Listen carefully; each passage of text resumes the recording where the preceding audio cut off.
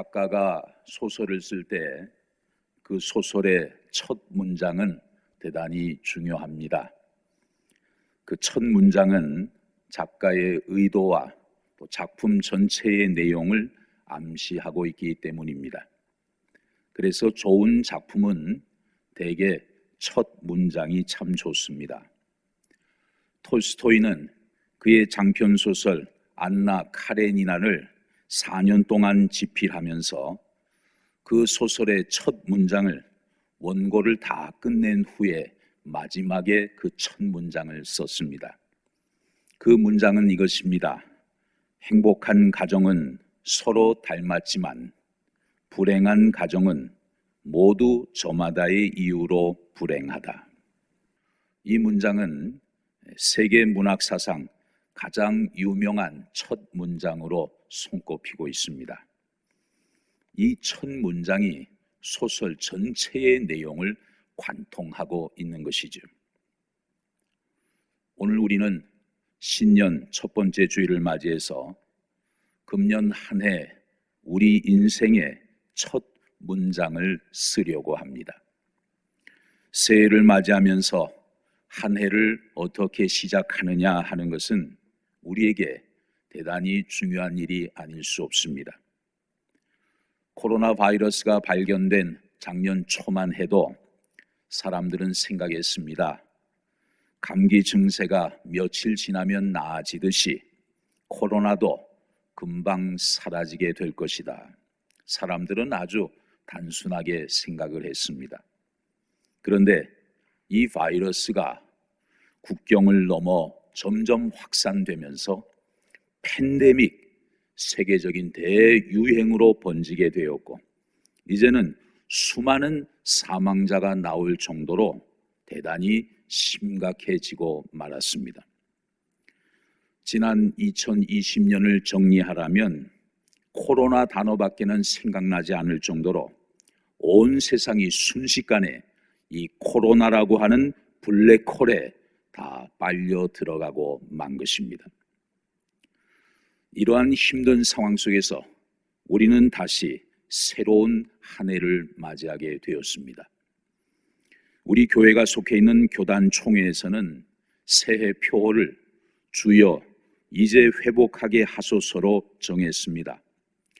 코로나로 지치고 상한 한국교회와 성도들을 치유하고 또 회복하는 한 해로 방향을 설정한 것입니다. 그런데 이러한 치유와 회복의 역사가 온전히 일어나기 위해서는 무엇보다도 성령님의 역사하심이 있어야만 가능하다는 사실을 우리는 잘 알고 있습니다.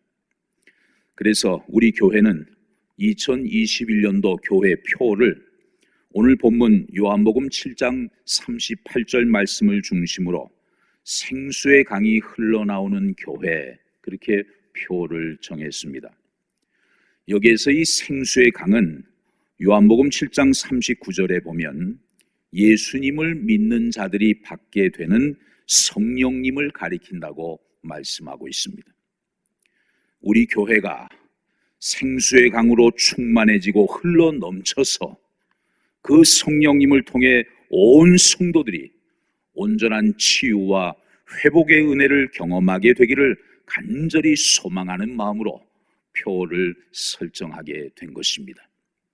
금년도 우리 교회 표를 한번 따라해 보겠습니다. 생수의 강이 흘러나오는 교회.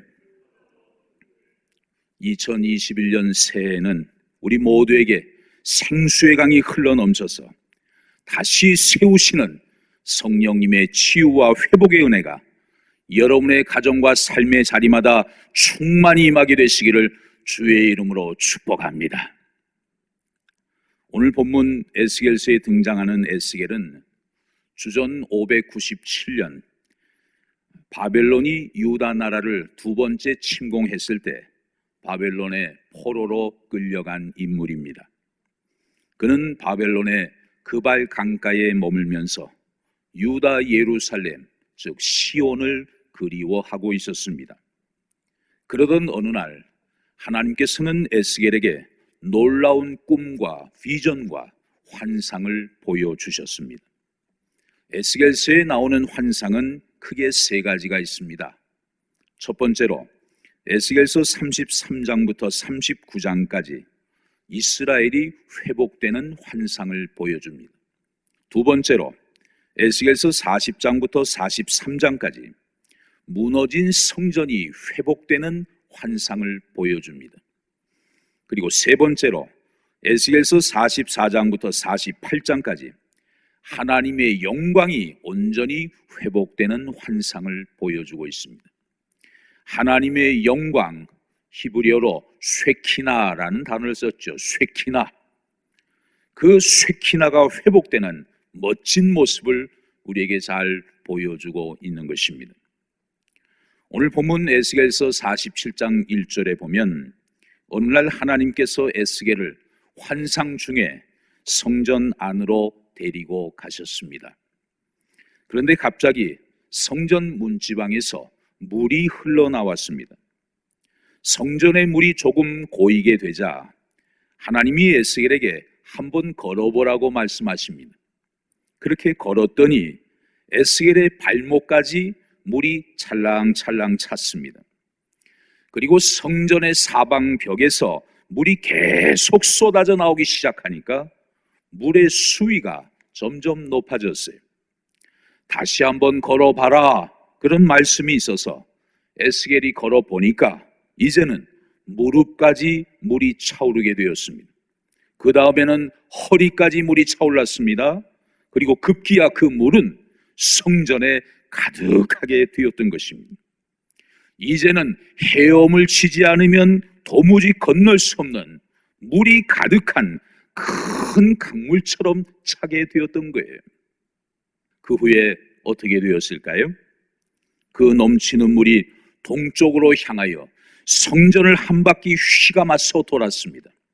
그리고 이제는 오른쪽 제단 남쪽으로 그 물이 흘러내려가기 시작합니다. 남쪽은 어떤 곳일까요? 8절 중반절에 보면 아라바라고 하는 사막 지형입니다. 정말 풀 한 폭이 구하기 어렵고 정말 물이 너무나도 귀한 그런 메마른 땅입니다. 그런데 그곳으로 넘실대는 강물이 쏟아져 들어가는 거예요. 그리고 흐르던 그 물은 어느새 이제 바다까지 도착하게 되었습니다. 자, 8절을 보십시오.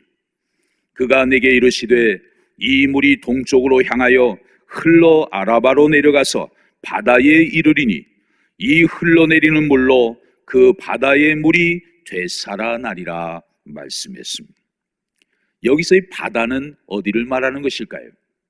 바로 사해 바다를 지칭하는 것이죠. 사해 바다, 문자 그대로 생명이 도저히 살 수 없는 그 죽음의 바다 아닙니까? 그런데 성전에서 흘러나온 물이 사해 바다, 그 죽음의 바다로 흘러 들어갑니다. 그랬더니 어느새 고기들이 거기에서 막 살아 움직입니다. 펄떡거리면서 고기들이 뛰어놀게 된 것입니다. 그리고 그 물이 다시 돌아서 성전 쪽을 향하여 다시 사막으로 돌아옵니다. 그때 보니까 좌우에 없던 나무들이 막 생겨났어요. 거기에서 숲이 우거지고 그리고 나무마다 각종 진귀한 열매들을 많이 맺게 되었던 것입니다. 여러분, 원래 이 사해 바다는 지구에서 가장 낮은 곳에 위치해 있기 때문에 물이 한번 들어가면 빠져나올 수가 없는 거예요. 그래서 물이 썩게 되고 고이게 되고 그래서 그곳에서는 생명체가 하나도 살 수 없는 곳입니다. 그런데 그곳에서 생명이 약동하게 되었다는 것입니다. 이것은 상식적으로는 도저히 설명할 수 없는 놀라운 기적의 역사가 아닐 수 없어요. 여러분, 에스겔이 보았던 그 환상, 하나님이 에스겔에게 보여주신 그 환상은 도대체 무엇을 의미하는 것일까요? 환상의 시작은 본문 1절에서 본 것처럼 성전에서 물이 흘러나오기 시작한 데서부터 이 환상이 비롯되었습니다. 사실 에스겔은 부모님 때부터 제사장 집안에서 성장을 했습니다. 그러니까 성전의 구조에 대해서 일반 사람들보다 너무나 잘 알고 있었습니다. 예루살렘 성전은 해발 800m 위에 세워져 있습니다. 거기에 샘은 있지만 강은 없었어요. 여러분, 산 위에 무슨 강이 있겠습니까? 그러니까 성전에서 물이 흘러나온다는 것은 도저히 생각할 수 없는 일이었어요. 이것은 에스겔 자신도 너무나도 잘 알고 있는 사실이에요. 그런데 환상 속에서는 그곳에서 물이 흘러나오고 있는 거예요.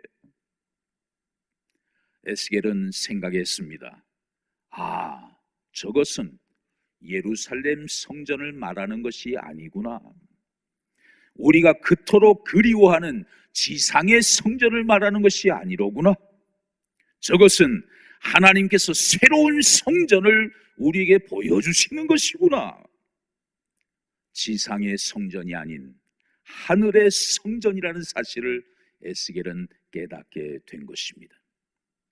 그렇다면 이 성전은 구체적으로 무엇을 말하는 것일까요? 결론적으로 말씀드린다면 이 성전은 장차 오실 메시아를 우리에게 보여주는 것입니다. 그리고 그 성전에서 흘러나오는 물, 많은 사람을 살리고 이 세상을 살리는 이 물은 바로 죽은 자를 살려내시는 예수 그리스도의 영, 바로 성령의 생명의 역사를 우리에게 잘 보여주고 있는 것입니다. 여러분, 요즘 과학과 기술의 발전 속도가 참 눈부실 정도로 대단하다, 그런 생각을 많이 합니다. 우리가 쫓아가기가 정말 버거울 정도예요. 그런데 우리가 기억해야 할 것이 있습니다. 그것은 아무리 과학과 기술이 발달한다 하더라도 그것이 우리에게 이전보다 더 큰 편리함을 가져다 줄 수는 있지만 결국 참된 생명, 영원한 생명은 가져오지 못한다는 사실이에요. 예를 들면 요즘 AI, 그 인공지능이 얼마나 빠른 속도로 발달하고 있는지 몰라요. 여러분이 갖고 있는 핸드폰에도 지금 그 인공지능이 대단한 활약을 하고 있습니다. 전문가들의 말을 들어보면 앞으로 조금만 지나면 우리 사람과 똑같은 지정의를 가진, 소위 인격을 가진 AI 슈퍼컴퓨터가 곧 나오게 된다고 합니다. 그래서 전문가들은 말합니다. 앞으로 10년 이내에 전 인류는 크게 두 부류로 나뉘어질 것이다. 하나는 AI의 지배를 받는 일반 계층과 또 하나는 그 AI를 지배하는 소수의 특수 계층으로 나뉘어지게 될 것이다. 그런 날이 왔을 때 우리 자녀들을 AI를 지배하는 탁월한 인재로 잘 양육해야 한다. 그러기 위해서는 지금부터 뭘 준비해야 되고 또 어떤 미래를 바라보고 준비시켜야 한다. 이런 책들이 지금 시중에 많이 나오고 있습니다. 지정의를 인격의 3대 요소라고 할 때 앞으로 어느 정도 인격도 갖추고 그리고 학습 능력은 물론이고 심지어 공감 능력까지도 갖춘 그런 디지털 인간이 나올 수도 있는 거예요. 그러나 여러분, 설령 그런 시대가 우리 앞에 온다 할지라도 디지털 인간이 도저히 인간을 따라올 수 없는 특별한 영역이 있어요. 그것은 바로 영성이라는 부분입니다.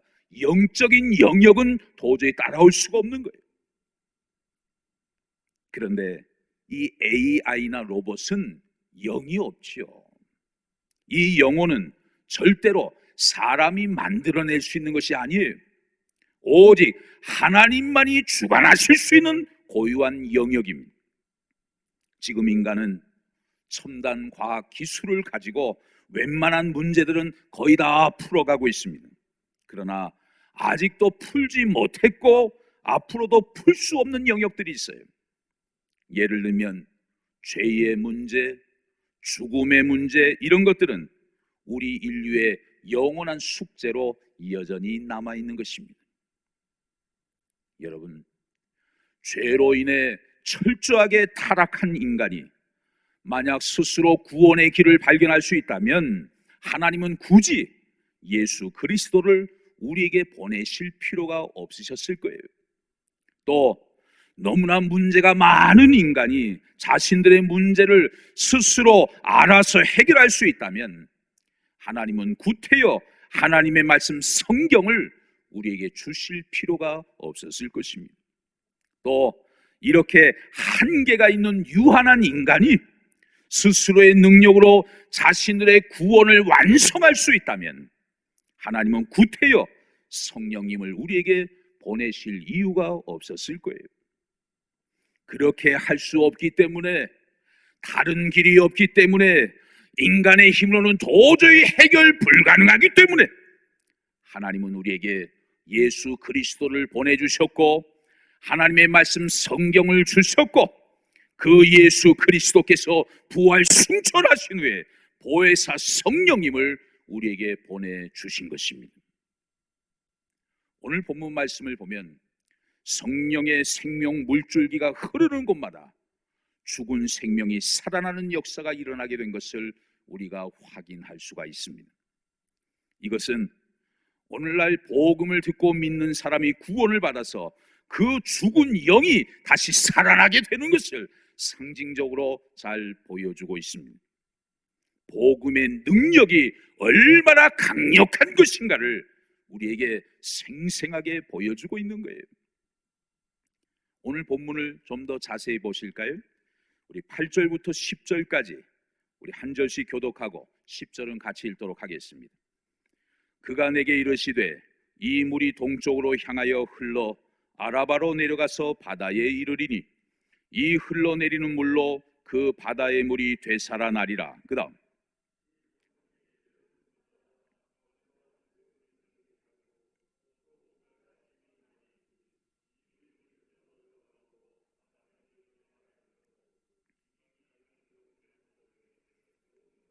10절 다 같이 또 이 강가에 어부가 설 것이니 엔게디에서부터 에네글라임까지 그물 치는 곳이 될 것이라.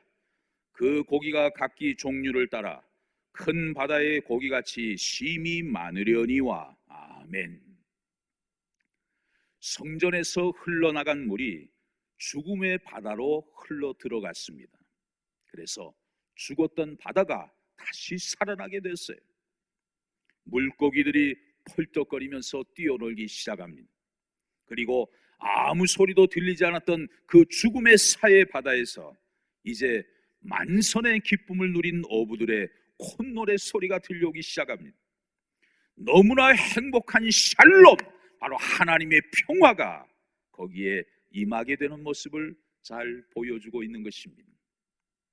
여러분, 이것이 바로 복음의 능력입니다. 오직 하나님만이 하실 수 있는 일입니다. 오직 예수 그리스도를 통하여 이루시는 성령님의 생명의 역사인 것입니다. 이 시간 다시 살리시고 회복시키시는 그 성령님의 생명의 역사가 여러분의 가정과 삶의 자리마다 충만히 임하게 되시기를 주의 이름으로 축복합니다. 그런데 여러분, 우리가 여기에서 한 가지 기억해야 될 사실이 있습니다. 하나님께서 예수 그리스도를 통해 하셨던 그 일을 하나님은 이제 그분의 또 다른 몸인 교회를 통하여 이루어가고 계신다는 사실이에요. 그리고 과거에 예수님이 하셨던 그 일을 오늘의 교회, 오늘의 우리도 할 수 있도록 시간과 공간을 초월하여 연결시켜 주시는 분이 바로 성령님이라는 사실입니다. 그래서 과거에는 예수님께서 그 일들을 하셨지만 이제는 그 일이 성령 안에서 오늘날에는 교회에게로 그리고 성도들에게로 고스란히 위임되었다는 사실이에요. 이것이 바로 오늘날 교회의 사명입니다. 예수님이 감당하신 그 일을 이제 교회가, 성도된 우리가 그 사명을 감당하게 되는 것이죠. 죽어가는 사람을 살려내는 생명의 역사를 일으키는 것, 또 메말라가는 사막과 같은 세상에서 나무가 꽃을 피우고 열매를 맺는 이러한 아름다운 살맛 나는 세상으로 만들어가는 것, 거기에 샬롬, 하나님의 평강이 임하게 하는 것, 이것이 바로 세상 속에 있는 교회의 사명 아니겠습니까? 비록 이 지상에 있는 교회는 여전히 불완전한 사람들이 모여 있습니다. 그러나 그럼에도 불구하고 예수 그리스도의 구원의 은혜와 하나님의 무한하신 사랑과 성령의 교통하심이 함께 역사하는 곳, 그 교회야말로 온 세상을 살려내는 유일한 희망이 되는 줄로 믿습니다. 그런데 우리가 한 가지 더 주목하고자 하는 부분이 있어요. 자, 12절을 보십시오. 강 좌우가에는 각종 먹을 과실나무가 자라서 그 잎이 시들지 아니하며 열매가 끊이지 아니하고 날마다 새 열매를 맺으리니 그 물이 성소를 통하여 나옴이라. 열매는 먹을 만하고 그 잎사귀는 약재료가 되리라 말씀했습니다. 생명의 역사가 왕성하게 일어나는 모습을 우리에게 보여주고 있어요. 아라바 메마른 사막인데 거기에서 각종 먹을 과실나무가 자랍니다. 그 나무의 잎이 시들지 않고 열매가 끊어지지 않고 달마다 새로운 열매를 맺고 있어요. 그런데 중요한 것은 그것을 가능하게 하는 그 생명의 물이 어디에서 나오느냐 하는 거예요. 어디서부터 그 물이 나오는 것입니까? 12절 하반절에 보면 그 물이 성소를 통하여 나옴이라 말씀했습니다. 생명을 살리는 그 생명의 젖줄, 그 생명수 샘물이 어디를 통하여?